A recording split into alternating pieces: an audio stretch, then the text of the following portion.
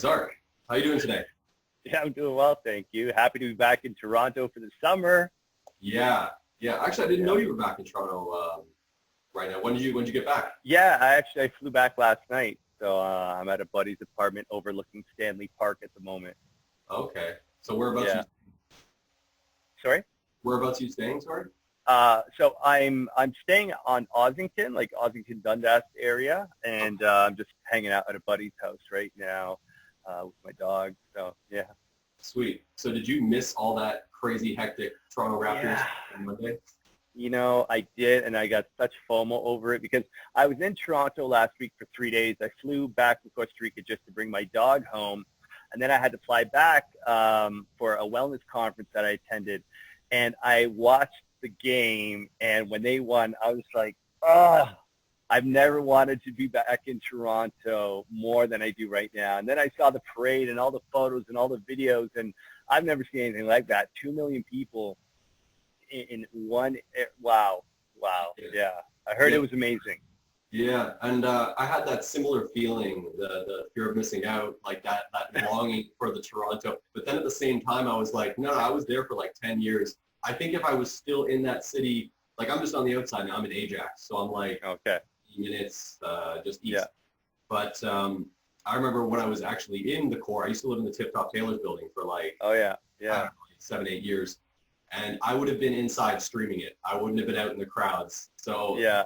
the FOMO went away really quickly because I'm like, you know what? That's why I left all that chaos, because Yeah. it is just that. It's absolutely chaotic. So Yeah.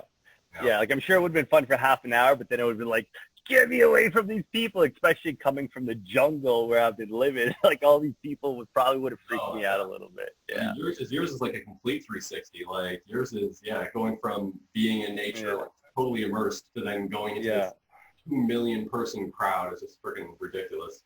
So, do you mind just introducing yourself, kick things off, and what it is you're spending? Yeah, for sure. So my name is Zark Fatah. I'm a born and raised Torontonian. I'm 44 years old. Serial entrepreneur. In the last 15 years, I've opened over a dozen businesses, which include award-winning restaurants, nightclubs, bars, health supplements, a spa, a hair salon, music festivals. I've had a pretty successful career in the entertainment and hospitality industry. And I woke up at 40 a few years ago and just realized, okay, something's not working here, even though I've been very successful in many ways, having all the things that a single man would. I just realized there are things in my life that were missing, and what was in the way of me having what I really wanted was this identity that I had created. So this guy that I'd become to be successful, admired, and popular was the same guy that was in the way of me having all the things I really wanted for my life. So I've been on this transformational journey for the last almost 5 years, and it has been a roller coaster of a ride with lots of ups and downs and twists and turns, and it's been amazing. I've done a complete 180 in my life. I live in Costa Rica now, and I'm truly living my dream job in paradise. So that's kind of what I'm doing, who I am in a nutshell.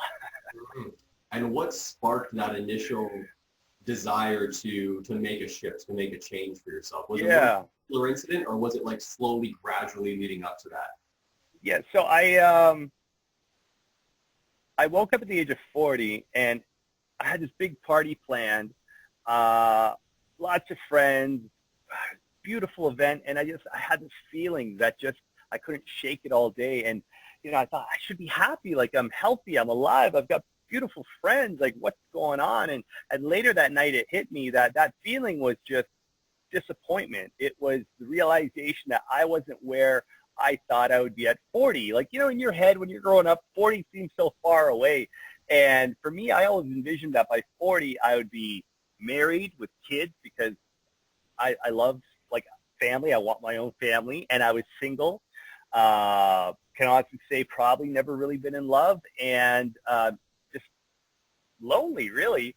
And professionally, I was still in nightclubs, still in the restaurant business, and it's not what I really loved anymore, and I didn't even know what to do next. So professionally, I really felt stuck, and I've lived a very luxurious, flamboyant life, and have been pretty irresponsible with my money. So no matter how much I made, I will have spent more than I made. So at 40, I was hundreds of thousands of dollars in debt.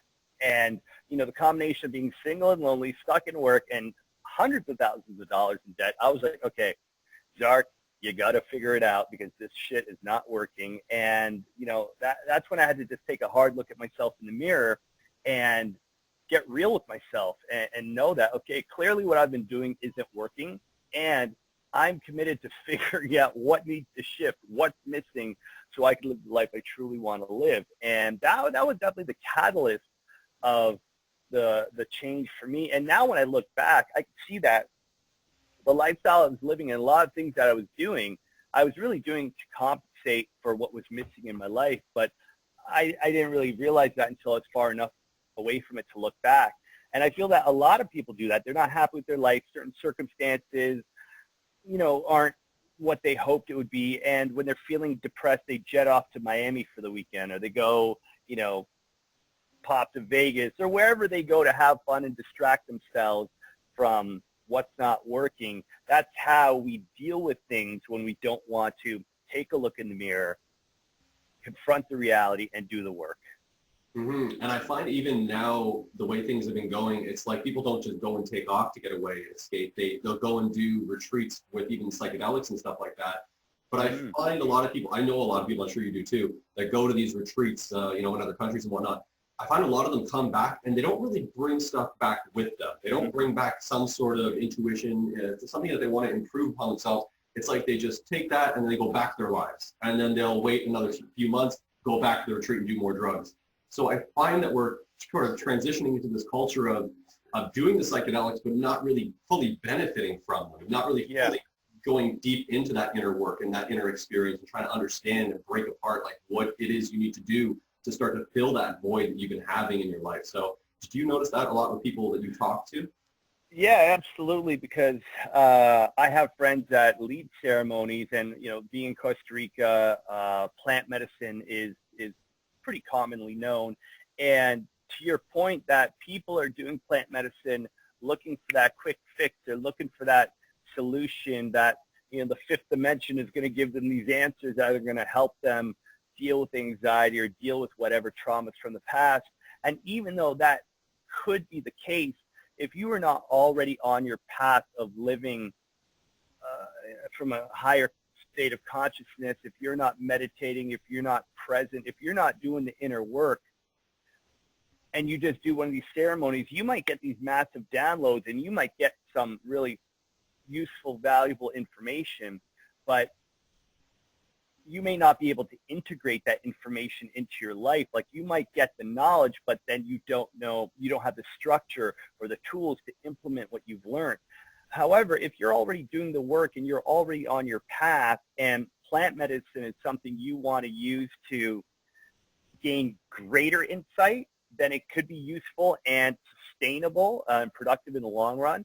But as a quick fix to just, you know, deal with whatever it is that's not working in your life, it can actually be even, it could backfire, and it could be counterproductive, because you can go on one of these plant medicine retreats and go on a ceremony with these things that you want to let go of, and you could do the plant medicine and get nothing that's going to help you with that. So now you're like, oh, what do I do now? I thought this was going to help, and now this didn't help.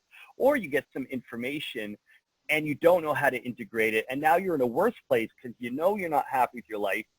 You know there's something that could help, but you don't even know how to do the work. So then, you know, I think if anything, that puts you further back on your own path or journey. So I think plant medicine can be very helpful. You know, I've tried it a few times and got some real benefits from it, but you got to start doing the inner work before, so that when you do it, it's something that will elevate the experience, not give you that shortcut. Mm-hmm. Yeah, I completely agree. I think even just like a basic 5, 10, 15-minute daily meditation is going to put you in a good spot anyways to then try plant medicines and psychedelics and whatnot. But I do see and know a lot of people that just go for that quick fix and don't really integrate it, kind of like what you were saying. And yeah, it's interesting. I also see that with the vacationers, people that go away to escape their job, come back, and it's like you're still in that job that's making you unhappy. So if you're not changing that circumstance, that situation, all you're doing is just going away for a little escape. So in your circumstance, though, you were still an entrepreneur. You weren't necessarily in like a 9-to-5 cubicle situation, but you still felt that emptiness. What do you think? What do you think that comes from? Because if you are sort of, I guess it's because you're externalizing so much, and you're relying so much on your senses for either pleasure or just having fun, having a good time. So what do you think that really was causing that emptiness, that empty feeling after so many years? Yeah, so I can look back now and realize that I have never really been present. I have never really been there in the moment to even enjoy the successes that I've had, even enjoy these beautiful vacations and some of these, truly once-in-a-lifetime experiences I've had. I have always been so, I've always been in pursuit of the next hit, the next high, the next event, the next accomplishment, that I haven't really just enjoyed where I was at. And when you can't enjoy where you're at, just be present, how can you really appreciate and have gratitude for what you've done? So I find that, I was just always chasing the next whatever it was to keep my identity feeling fulfilled. And it got to a point where it's like, okay, well, I've done all the things that I wanted to do, opened restaurants and clubs and bars, traveled to over 50 countries, dated beautiful women, had luxury sports cars. Okay, well, now what? There's got to be something else to life. So the emptiness came from living a very shallow, superficial existence, and also knowing that there was more to life than what I was currently living, and not knowing how to break free of that identity that I had created so that I could move on to things that would be more significant and meaningful to myself. Mm-hmm. Yeah. It is really about that identity, huh? Like it's like you put up a sign or a billboard and you stick all the things that you are on this billboard, but then you realize like, oh shit, this is just a billboard that I've created. Like it doesn't really have any solid validity and anything that's real or truthful. It's just like this thing that's been constructed and built up. So it is really interesting. It's easy to get caught in that ego thing as well. So what's the biggest shift or change you've noticed since moving, since kind of taking yourself out of all that and then immersing yourself into, I guess, a more of a harmonious environment, more conducive with like being happy, I suppose. Do you feel more happy in your environment? Oh, yeah, absolutely. Yeah. So one of the biggest shifts of what I've discovered is just how easy it is to be happy, how easy it is to be free, and time is really abundant. It's when we remove these distractions, when we remove all these self-imposed expectations and commitments that we cram our day with, we no longer have to feel like we're living up to some expectation that we, as I referenced before, always feeling like I had somewhere to go, somewhere to be, somewhere to, someone to show up as.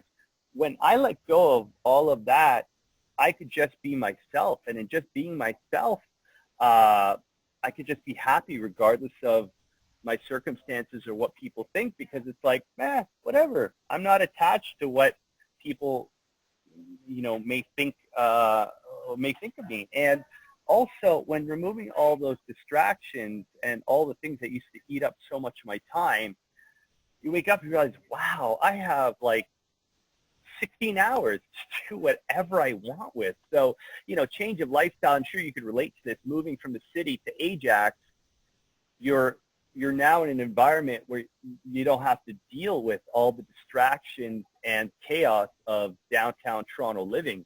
And that's why sometimes people say, oh, I wish I could do what you did.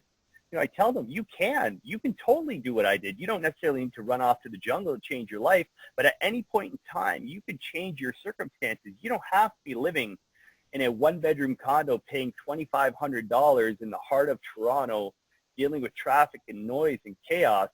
That's a choice that you make to live there. You can move 20 minutes outside the city, be closer to nature, pay half the rent, and have that peace and quiet to do the things that you really want to do for yourself. But again, it comes down to the expectations that we put on ourselves, or the expectations we think that other people have of us. So we need to live into that role. Otherwise, we're not successful. Yeah. I think that's why I initially reached out to you, because actually we have a mutual friend, Taylor. He's a Mr. Instagram model.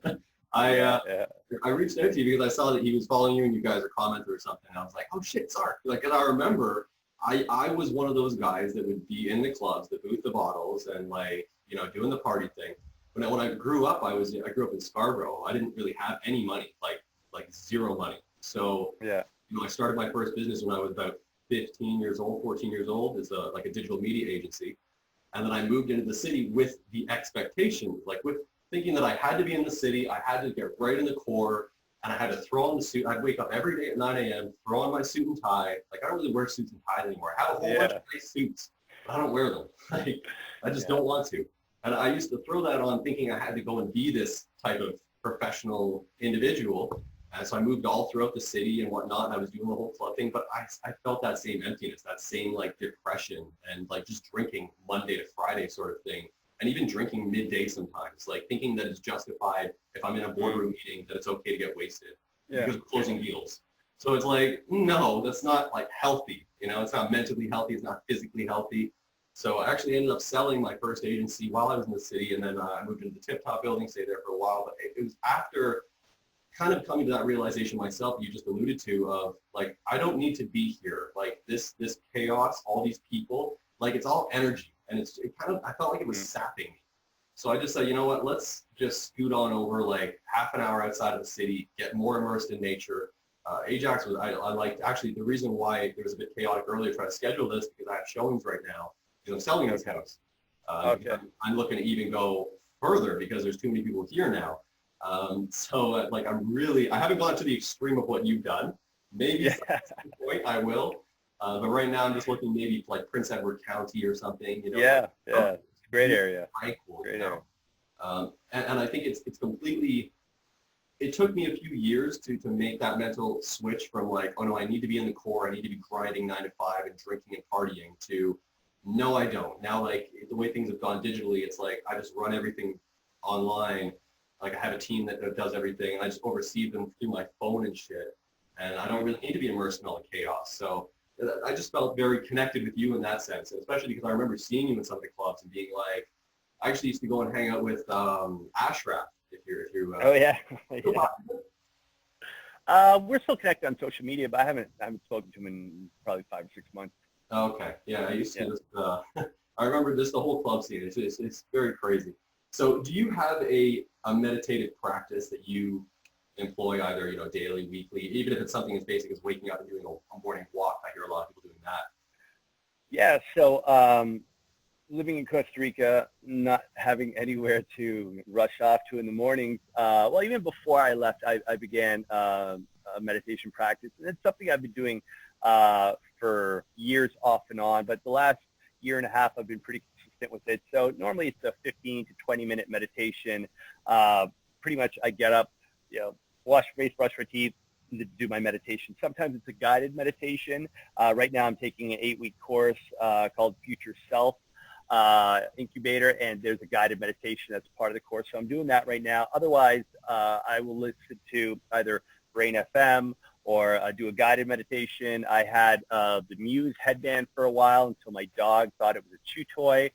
Don't do that anymore. I listen to some of Dr. Joe Dispenza's meditations. I think his are really great. So I kind of mix it up, and also depending on what I'm creating in my life, where I'm at. If it's meditation where I want to move energy to manifest something, if it's meditation to just recharge and rejuvenate myself, there's different modalities, different formats. And then I'll do some journaling. I used to use a 5-minute journal, but now I write a bit more in my journal practice. So often when I'm meditating, a lot of different thoughts will come up. It can often be a very creative time, and I try to let those thoughts just float by, and then I'll journal after, and I find that some of those thoughts come up and just flow out of me onto the paper.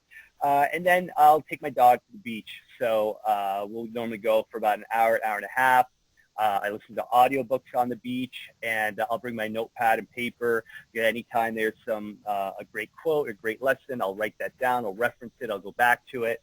And then just usually I don't turn on my phone or check email for about the first hour and a half. It's 2 hours of my day, unless it's something I'm waiting for a message for someone. But sometimes I'll check it, take a look, put it down, and then I'll actually just stay off my technology for as long as I can in the morning.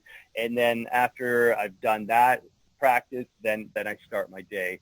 Obviously, I understand most people don't have the luxury of spending the first 2 hours of every morning yoga, meditation, and journaling. But I do suggest to all my guests on the Alive experience when they join me is don't let the first thing you do in the morning is turn on your phone and check your emails, because first off, your eyes are barely awake and you're staring at the screen. And when you're getting emails, it's not someone emailing saying, "Hey, Adam, how you doing today? Just want to say hello, buddy. Have a great day." It's like, "Hey, where's that spreadsheet? Where are those deliverables? We need this, we need that, we need," like the emails and texts and messages that are coming in. These are people who are demanding stuff of you. So before your brain has even woken up, before your eyes have even really cleared and you still got dirt in them and you haven't even brushed your teeth, you're like, your time is being sucked out for other people's needs. That's not a good way to wake up. You're waking up and you're starting your day in fight or flight mode. So, for anybody watching this, if there's one thing you could do, give yourself at least half an hour without your technology. Give yourself a half hour to wake up, do some morning stretches, do a quick meditation, take your dog for a walk, even just stand in the shower. Let the water hit you. Just feel the water. Feel what a shower feels like, because half the time, most of the time when I talk about not being present, I'd be in the shower, I'm getting ready, but I'm thinking, okay, I got to do this, I got to do that, I got to, I'm not even just enjoying the moment of being in a shower. And sometimes just being there with the water hitting you is that 5 or 10 minutes where you can just let your thoughts flow freely. And you will be amazed at what incredible thoughts, what amazing creativity can come up when you just let your mind flow free without your damn phone in your face. Yeah, I think that's very solid advice. And I love that you mentioned the shower. That's one of my morning ritual routines is I wake up, get in the shower. I have a pretty big stand-up, and I'll do like yoga stretches in there, or I'll do meditations. And usually it's like head down, bowed down completely, allowing the rain to fall over me. And I've even gone as far about I've taken psychedelics and gone into that same shower. Cool. Yeah. And I've done magic mushrooms, went into that same shower. The water turned into I can only describe it as pure love and energy coming from an infinite source flowing down onto me as I'm doing my meditation. And that was insane. And then while I was not on psychedelics, after 15 minutes, I had a very transformative experience where I felt like I was greeting I don't like to use the word higher self, but I was greeting my inner essence. And I was doing so by everything turned black. I was like head down, eyes closed, water coming on me, everything turned black. I walked through a doorway, or what seemed to be a doorway, and then I was just met with this like radiant light, that like sunshine light that was just pure love. And it just evaporated, disintegrated, like Thanos style, disintegrated everything that I was. Wow. Left was like just my beating heart there. And this was completely like sober, but this was about 15 minutes of just head down, trying the meditation. And when I do that practice, it's like anything that comes up, whether it's a thought, whether it's I just constantly surrender it, release it, surrender it. It's gone, gone. Let everything die until I'm like basically dying dead. And that's like the death of my ego. I've had that experience a couple times in the shower, and I think water is really, really part of that whole process, because it's just this natural state that you're in when you're in that shower. I actually think Einstein even used to come up with amazing, thoughts and intuitions while in the shower.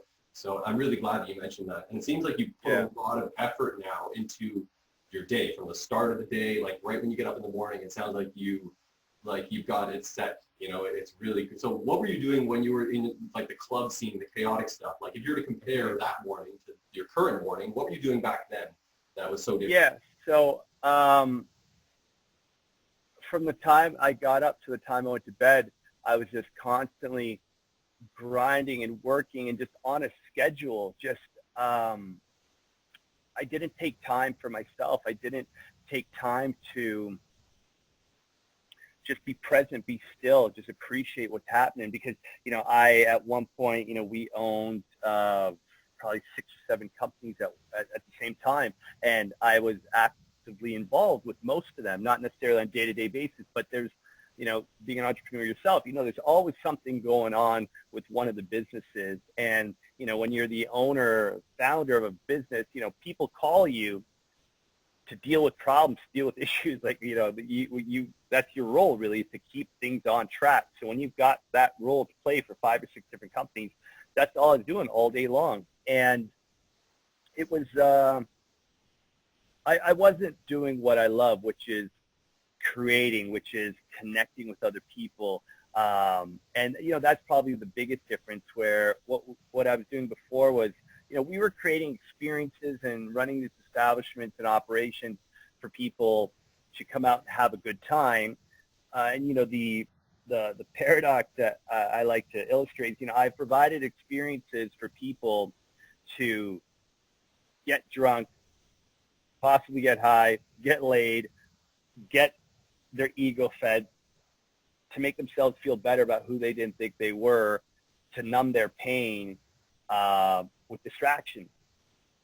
And now I provide experiences where people show up ready to do the work, ready to look in the mirror, and ready to take on whatever it is they're dealing with in a clean, healthy, sober environment. That's really the contrast of what I was doing before and what I'm doing now. And by no means am I knocking the entertainment or hospitality industry. Obviously, I love it. It's been very good to me. It serves a purpose. I love going out. I mean, I'm not a big drinker, but I love, social dynamics of some of these restaurants here in Toronto. Like, my partners own some wonderful, very successful places that I enjoy. However, I've seen the evolution of Toronto nightlife and our restaurant and dining scene. And people used to go out to dance and let loose and have fun and talk to one another, connect. Now you go out, everybody's on their phone, it's selfies or it's Instagram. People really aren't connecting as much anymore, and people really don't even dance as much anymore. So I question what the intention is of people that are really going out to clubs and bars these days. Obviously, they crave social interaction, but what is the quality of those social interactions when they're on their phone the majority of the time? So, anyways, it's a very different scene, and I'm starting to sound like that old guy. Well, back in the day when I used to go to government, but things have changed, So, yeah, the biggest difference between what I was doing before and what I'm doing now is really I'm helping people transform their lives. I'm helping people deal with whatever it is that they've got buried that's limiting them from being who they want to be and creating what they want for their life. And I'm helping them realize that anything for their life is possible, and sharing my journey with them so that they could see, like, hey, if I did it, you could totally do it. Just, it's not going to be easy, but it's all going to be really worth it. Mm-hmm. That's really cool. You're giving people more fulfillment, it seems, really, right? Like, absolutely. You're giving them a little bit, something more, you're giving them much more value, I'd say, this way. And I was actually thinking, do you think it'd be possible if there could be a club or a restaurant where it's like everyone drop off your phone securely or whatever it is at the front entrance? Mm-hmm. That way you go in and you're actually having a human social experience. Yeah, I think there's a restaurant here in Toronto that does that. I think it's called Sarah. I think it's owned by, I know Sarah's owned by the Food Dude guys, and I've heard that they don't allow cell phones in the restaurant. Now, I could be wrong. I don't know if they've changed that or not. But I've actually been to a party. I went to the Weeknd's album release party about 3 years ago, and everybody had to check their phone in at the door. It was at the Addison, so when you got there, you checked your phone in, and what was amazing was people were talking to each other. It was like an old school party where people were like talking to one another, they were engaging, and it was just such a cool vibe.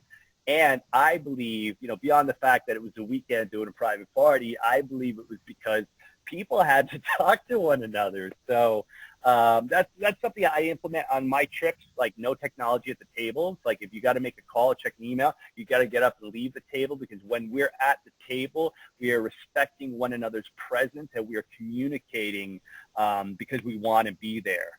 So I would love to see that. I would love to see a no cell phone in restaurant concept one day. I think that'd be great.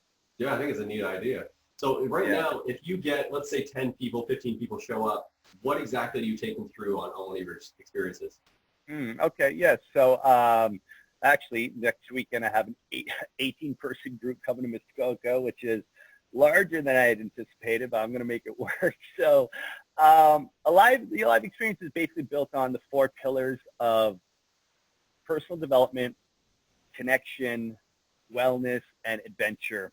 So with the personal development component, I have different coaches, speakers, facilitators leading workshops, as well as myself, interactive conversational style workshops about finding your purpose, pursuing your passion, changing, habits, developing a new morning routine, like useful information that regardless if you're single, married, divorced, a parent, non-parent, entrepreneur, or employee, this is information that will be valuable and applicable to your life regardless of where you're at. The wellness program is yoga, meditation, group workouts, healthy eating. It's about introducing a sustainable way for people to train and develop a healthy, mindful practice that when they go back to wherever they're from, they can maintain that on their own. Like even our workouts are TRXs and rubber bands. So you can buy TRX for, $60 and rubber bands. You can do the same workout at home that you can continue that routine when you're back.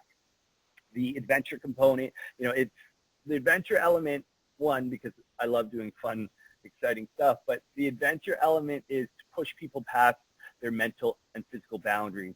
Like I've had guests come or say, I'd love to join your trip, but I've got a fear of heights. And I'm like, perfect. You got a fear of heights? We're going to take that on. And I've seen people zip line who never in life thought they could, and they've done it. And on the other platform, they are jumping up and down like they won the lottery. And I kid you not, one of the women who conquered a fear of heights went home from that trip and quit the job that she had been dreading for the last 2 years because she just felt like, if I did that, I could do anything. So the adventure element is to show people that their mind is stronger than their fear. And that can be completely transformative in itself. And I keep my groups limited to 12 to 16, although next week will be 18, because I want to create a safe, intimate container where people could show up and they could say what's on their mind. They could share whatever deep, dark traumas or situations they got going on, and it's within a group that they can trust, that they feel comfortable with, and so that there's that one-to-one interaction, engagement, and support. I'm not interested in doing 40, 50-person retreats because I host these retreats myself, and I want it to be intimate, and I want the connections to be deep. So, typical trip looks like yoga, meditation, workouts pretty much every day of the trip. I rent a really beautiful private home, so really nice villas. The accommodations are 5-star luxury, whatever you want to call it. We have a private chef who does all healthy meals made from fresh organic produce. So if you're a vegan or vegetarian or pescatarian or whatever tarian you are, we can cook healthy food for you. We do different tours and excursions. So depending on what country we're in, like planning our trip for Bali right now in November, we're going to hit some of the more common tour sites, but then I've also got some of the local off the beaten path type experiences set up for them as well, so you can get a true cultural experience. Deep conversations. I inject some powerful questions into our dinner conversations to get people to really open up and share. The workshops get pretty deep as well. One of the workshops we do with Finding Your Purpose, we write our own obituaries, and that one really rocks people. So we get pretty deep on that level. And yeah, the connections that comes between the group is probably one of the most beautiful parts about what we do. Is I got 12 people who show up as strangers, and sometimes I look at this motley crew and I'm like, okay, let's see how this goes. And by the end of the week, they are hugging each other like family. They are like, they stay more connected, you know, after the trip. Like the way these relationships develop after is truly one of the most beautiful things about hosting experiences like this. So that's kind of a snapshot of what the trips include. Yeah, so hope that explains it. Some of my follow-up questions there was, how are things after they get back? Like, do you keep in touch and whatnot? But then you kind of answered that. One woman completely shifted her life, changed her job, all sorts of transformative stuff. That's really cool. What type of person is typically going to these, like age-wise and professional? Is it all over the place, or? Yeah, so there's definitely a range. I've had people as young as 23 on the trip, and as old as, you know, I have some people come on the Bali trip who are in their 50s. And yeah, it's usually an equal amount of male, female, of various professions. Some are employees. One was a graduating student looking for their next career, to CEO of hedge fund companies. So it's really a mix. I would say that predominantly most of them are entrepreneurs, or they are self-employed, or they're at a high level in their company where they can, you know, take off for a week to 10 days. The common denominator between all of these people is they are all asking themselves the question, what's next? They're all looking for clarity on what their next move is in life. So some people, as I mentioned, you know, have just finished school, and do I go with the family business, or do I go on my own path? You know, some people are coming just after ending a marriage, and they're single for the first time in 20 years, and they don't know what that's going to look like. You know, one of my guests from the last trip, he said to me, Zark, I'm 37, wealthy, divorced, 2 beautiful kids, and I'm looking for what's next in life. And he was looking for clarity. He was looking to find his purpose and what it is that he wants to do with the next 40, 50 years of his life. And I can say that any of my guests who come, they discover the answer. They figure out what's missing on the trip. And it's not always myself or the coaches that help them discover that. We play a part, but often it's just taking a break from the grind, from their normal life and responsibilities, and being in nature, standing in the ocean, or just walking through the jungle, and those thoughts start to bubble up. The answers start, you know, coming to the surface, and we provide the space and the opportunity for them to get connected themselves and really discover what it is they want. And then because we're there to support them and coach them and help them through the process, we're able to get them to really get clear on what they want, and then help them develop a structure so that when they get back home, they can start taking action on what it is that they want to create.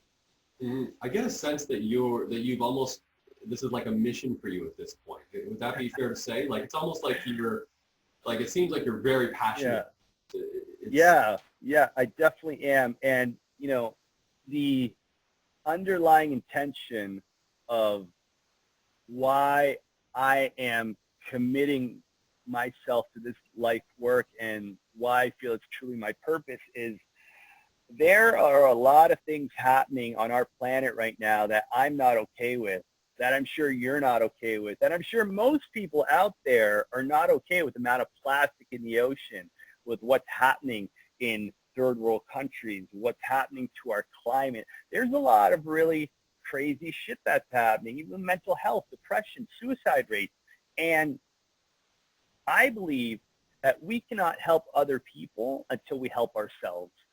And yeah, as Gandhi says, be the change you want to see in the world. You know, nothing in the world is going to change until you start changing yourself. So when you can take that hard look in the mirror and commit to doing the work to elevate your existence to that next level where you are feeling whole and complete, when you are in a state where it's like you're good, you're confident, you're happy, you're excited about life again, you can now take that energy, that vibration, that intention, and go and help other people. But when you're dealing with depression or some mental health issues, or the people around you, your loved ones, your family, they're not in a good place, it's hard to get motivated and be excited or even have the resources to go out there and help others and make a change in this world when we haven't even been able to change ourselves yet. So that's why, the Alive experience, what I'm creating, is an opportunity for people to get reconnected to themselves so they can transform their lives so that they're a better, stronger, more powerful version of themselves, so they can go out in the world and start helping make a difference, because we can't do this on our own. We need every human to wake up, live a more conscious life, and start treating this planet and one another and ourselves in a better way. Yeah. That's my mission. Yeah. It's very clear to me. It's very clear to me. That's actually one of the reasons I have this podcast and hold these conversations with people, is because I find this is one of those mediums it's blowing up so much because people are feeling so disconnected and so disconcerted about where what's next kind of thing, like what you were saying. And it's like when you have these conversations and when you have someone so open as you're being and expressing yourself, I find people really connect with that, and then they can kind of relate to it, and then even take small steps. And they're not maybe tomorrow someone's going to go and do the 15-minute meditation, or go walk in nature, or they won't check their phone for that first 30 minutes of the day. Yeah. And it only really takes that little bit of a change, then you go, oh, for sure, shit, I feel better today. I didn't expect that. I'm feeling really good. There's I don't know who quoted it recently, but they're saying meditate for 1 week for 20 minutes a day and watch your life change, because it really does not take that long to make that shift.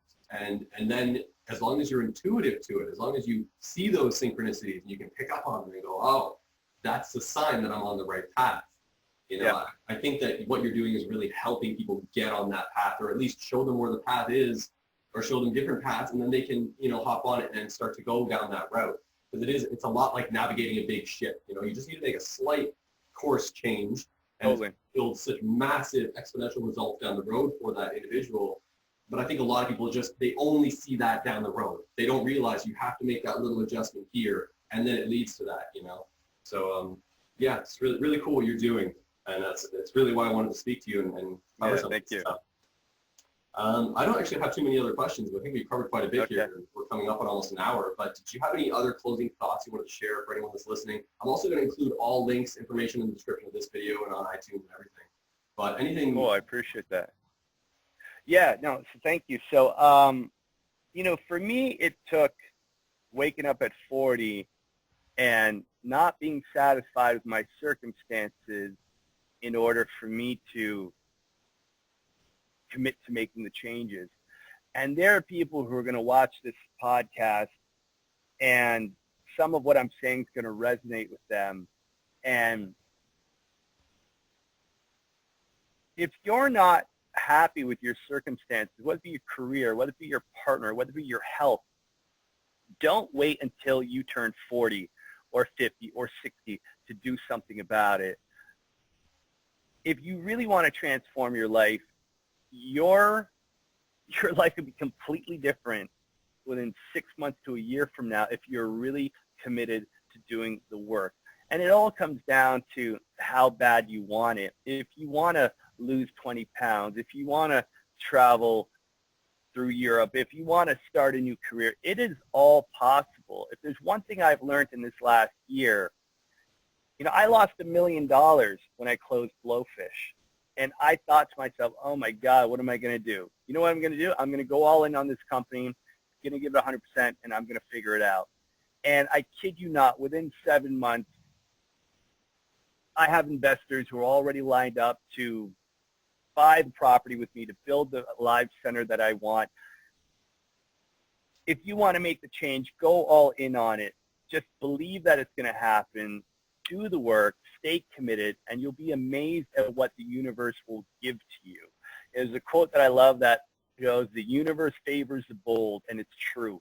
Just if there's something you want to do, if there's something you want to shift in your life, do it. Make it happen. I promise you, you will not regret it. I am the living, breathing proof that you can lose $1 million, move to the jungle, start all over again, and be happier than ever before. Yeah. That's a great note to leave off on. So thank you very much for taking this time. I'm sure we'll be chatting again soon. And now how long are you in the city for? I'll be here probably till about mid-August. Okay. Yeah. All right, cool. Yeah. Maybe I'll give you a shout if I'm like running through and get to Yeah, please do. something like that. That'd be cool. Thank you. Yeah. Thanks again. I appreciate it. Awesome, man. Yeah, thank you. And talk soon. Take care. Awesome. Thanks, man. Yeah.